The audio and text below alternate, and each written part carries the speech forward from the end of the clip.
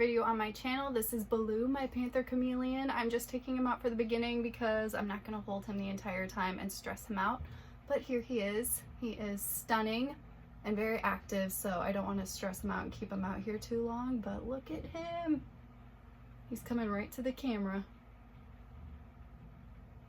Alright, so in today's video, we are going to be talking about the pros and cons of Panther Chameleons. So Panther Chameleons are like my new love of life. I'm just like obsessed with them. Chameleons are so much fun to keep for the right keepers though. They're absolutely not for everyone and not for beginners. So we're going to go through my list of pros and cons about Panther Chameleons in today's video. So the first pro about Panther Chameleons is that they're pretty easy to find and they're pretty like readily available. And there are a lot of breeders for Panther Chameleons too. So I got both of my Panther Chameleons from Fram's Cam's Chameleon Breeders on Instagram. Highly recommend checking him out if you're interested in a Panther Chameleon because they are the best. But there are a lot of other breeders for Panther Chameleons as well. The one thing that I always recommend is to make sure that you get a Panther Chameleon from a breeder that is reputable. You don't want to be getting these animals from Petco or PetSmart, but they're most likely not going to be in good health or in good condition. So it's just so much better to get them from a reputable breeder. But it's a pro because there are so many of them and you can find them. They are readily available and captive bred. The first con isn't really too much of a con, but Panther Chameleons are a little bit more expensive than the other common chameleons that you'll see like Veiled or Jackson's chameleons. Panther Chameleons are just a little bit more pricey. They're usually around at least like $250 to like even more depending on the locale and how rare it is and also the breeder. So it is one of those animals that's a little bit more expensive, but there are qualities that make it worth it. So we're going to get into those as I go through the list. So one of those reasons that makes them like a little bit worthwhile for spending a little bit more money is the next pro, and that is they have a great temperament. So I don't mean to completely shade Veiled Chameleons because they are what got me into the hobby and I absolutely adore them. But Veiled Chameleons can be very, very feisty and sassy and they just have a lot of attitude. Panther Chameleons are a lot more calm and they may be stressed out, which is, we'll get into that later, because chameleons are highly prone to stress. But Panther Chameleons typically aren't going to lash out in like an angry, sassy way like a Veiled Chameleon would. Some of them will, each one has their own personality, but typically, generally speaking, Panther Chameleons just have like a nicer persona and they aren't going to be like completely hissing and trying to bite you. But that also depends on the chameleon and how you're handling them and different things like that. But generally, they're just a more docile species of chameleon. So that's absolutely a pro for them, and it's one of the reasons that I love them so much as well. So the second con I kind of touched upon, and that is that they are prone to stress. So this isn't just Panther Chameleons that I'm speaking about. So this is literally any chameleon species. These animals are very highly prone to getting stressed out, which can cause health issues. So it's definitely something that you want to monitor and understand and make sure that you are providing an atmosphere for your chameleon to have the least amount of stress possible. So because they are so highly prone to stress, it's one of the things that just makes caring for them a little bit difficult, especially if you're a beginner and you don't understand how to read those cues when they're stressed out or how to correct it and make sure that they're living a life without stress. So it's definitely one of those things that just makes them a little bit more difficult to care for because they are a little bit more sensitive. Even though the Panther Chameleons don't necessarily have such an attitude where they're hissing as much or biting similar to a Veiled Chameleon, that doesn't mean that they're still not stressed out. So just because an animal isn't completely showing some type of reaction to a situation, they may have underlying stress that can cause potential issues. So it definitely is a con for people that aren't familiar and know how to deal with something like that. The third pro is eating. So Panther Chameleons, from what I have seen, they don't seem to be very picky when it comes to eating and they love their food. It does depend on the individual chameleon, of course, and of course if they're stressed out, they're not going to want to eat and different things like that, or if they're not getting the proper care. But typically, if you're keeping a Panther Chameleon correctly and they're very happy in their atmosphere and their environment and habitat, They have amazing appetites. They're going to always want to eat. You definitely have to slow down as they're adults, but feeding them is one of the most fun things about owning chameleons because they shoot that tongue out and it's so much fun to watch them eat.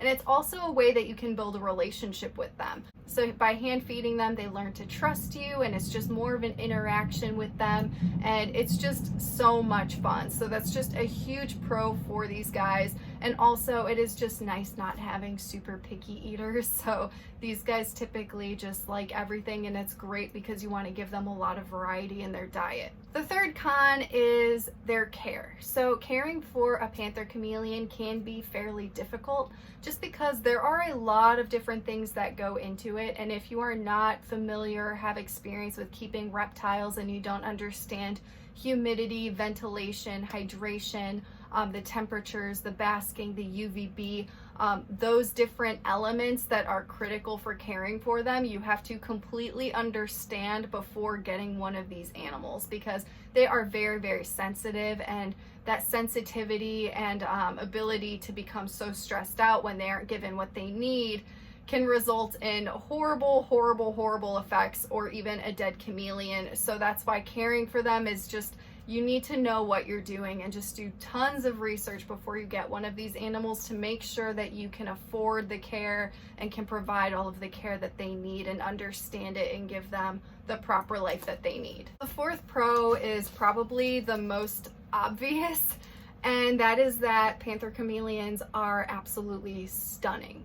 Like, they are some of the most colorful chameleon species in the entire world. They have so many different locales as well, which honestly, it just makes you want to like collect all of them. Like, I have the nosy bay with Willie, who is typically a blue species, and then I have an ambelobe, which is blue, and they are just in all different colors and packages and patterns. Like, the locales, I made one video going over just some of them, but there are so many different panther chameleon locales, and they're all so interesting and stunning. So there's just so much variety when it comes to panther chameleons, and of course anyone that wants a chameleon wants something that's really colorful. So that's another reason why these guys are going to be a little bit more expensive, especially if you're going for a rare locale. But it's worth it because these animals are just so stunning. The fourth con, I don't personally think it's a con, but it is a con for a lot of people, so I wanted to bring it up. And it is that they are insectivores. So panther chameleons need to be eating live gut-loaded insects. So if you don't like bugs, you aren't comfortable touching them or feeding them to an animal, and you're trying to find ways around it, you absolutely cannot do that with panther chameleons. They need to have live gut-loaded healthy insects. They hunt by seeing the movement. So you can't think that you're just going to stick to like freeze-dried insects, because not only are they lacking the moisture that chameleons need to hydrate themselves, but they're also lacking the nutrients, and they aren't moving, so it's not going to attract your chameleon to want to eat it. Variety is so critical and so important when giving them all the nutrients that they need. So you need to be comfortable with all the bugs, and that's a con for a ton of people, so I just had to mention it. The fifth pro about panther chameleons is a little touchy. So it's that they can tolerate handling. So typically these are not a handleable type of animal. It's not an animal that you want to be taking out every single day, anything like that. But over time, if you do build trust and build a relationship with your chameleon, handling is possible. So these are, because they have such a great docile demeanor, a lot of them actually will come out, and it seems like they enjoy it, and they'll actually want to come out on their own.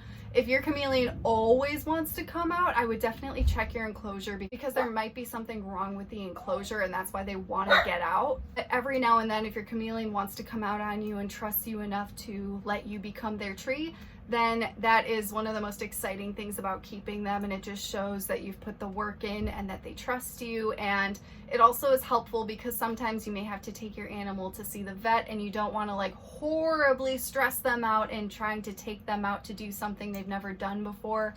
So it is great to just slowly over time work with them, build that relationship. That way they can be semi-handleable and tolerate it without a ton of stress. Which leads me to the con 4, which is that they can be handleable, but they aren't really handleable. So that's where you kind of have to understand limitations and respect the boundaries. So if your chameleon is willingly able to just come out on its own, that's fantastic, and you can do that. But these animals, you absolutely never, ever, ever want to force them out. You never want to be like grabbing your chameleon and pulling them out of their enclosure. That is beyond stressful. They're absolutely going to see you as a predator and be stressed out. So, and it's not an animal that you can just expect like, oh, it's just going to get used to me right away. Sometimes it takes a long, long time. Sometimes they just don't even ever come around and they just prefer not being handled. So you have to expect that. And if there is a better outcome where you do get a panther chameleon that does like to come out every now and then, that's fantastic. So that's where you have to realize that they can be handleable, but it takes a lot of time and work most cases, but they aren't typically a handleable animal, and it's mainly going to be a viewing animal. The 6 pro is that they are diurnal and they are awake for the day, which is like the best thing for me because I am not a night person. So a lot of people that keep geckos and stuff or snakes, and they're all excited to see their animal at nighttime because they're like a night owl. That's not me. And most of the time, most of my animals are sleeping during the day, so I get my entertainment from my chameleons during the day because they're awake, they're alert, they're out doing things, and they want to eat.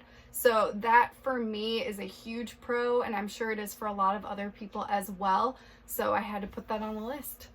The 6th con is that they can be very expensive to care for.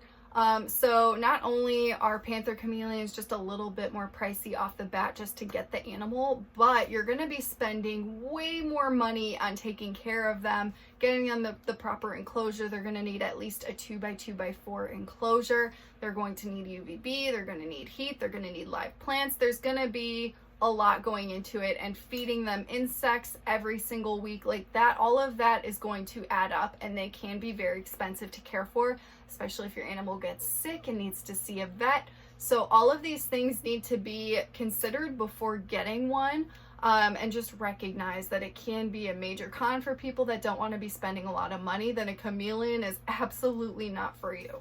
The 7th pro is that panther chameleons can get to be a pretty decent size. I think that they're a very comfortable and nice size. They're kind of small but kind of big. It's kind of your own preference and how you view it. The males are typically 15 to 20 inches, including their tail. And then the females are 8 to 12 inches, again, including the tail. So the females are a little bit smaller than the males. But yeah, I mean, you've seen pictures of Baloo and seen him out and stuff. He is pretty much full grown at this point. Willie's tiny, so I can't even use him as a reference for this video because he's just a little baby.